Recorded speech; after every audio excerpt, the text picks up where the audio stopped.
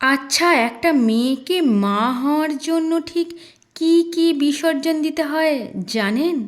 একটা মেয়ে তার সৌন্দর্য, তার সুন্দর কালো চুল, তার ঘুম, তার ফিটনেস, কখনো কখনো পেট ভরে খাওয়াটাও হয়ে ওঠে না। সন্তানের জন্ম দেওয়ার পর কতদিন যে সে তৃপ্তি করে খেতে পারে না, শুধুমাত্র সেটা সেই জানে। কিন্তু এত কিছুর পরেও সে খুশি থাকে। তার মাথায় এগুলো আসেই না যে সে আগের মতো সুন্দর নেই, তার চেহারায় আর আগের মতো গ্লো নেই। তার সব চিন্তা জুড়ে কিন্তু তার সন্তান। সন্তান কী খাবে, কী নেবে, কখন ঘুমাবে, কীভাবে সুস্থ থাকবে, এইসব চিন্তাই তার থাকে। তার সাথে সংসারটাকেও তাকে সামলাতে হয়। এত কিছুর পরেও সে কিন্তু কোনো অভিযোগ রাখে না, সে বেশ খুশিই থাকে।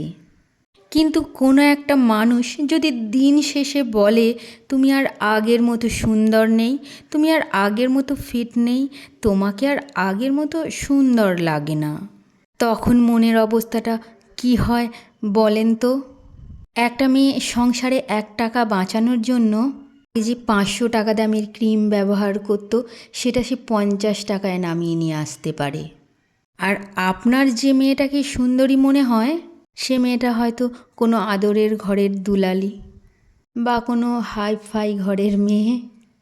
তাকে হয়তো মধ্যবিত্ত বা নিম্নবিত্ত ঘরের বউ বা মেয়েটার মতো 1000টা ইচ্ছাকে বিসর্জন দিতে হয় না।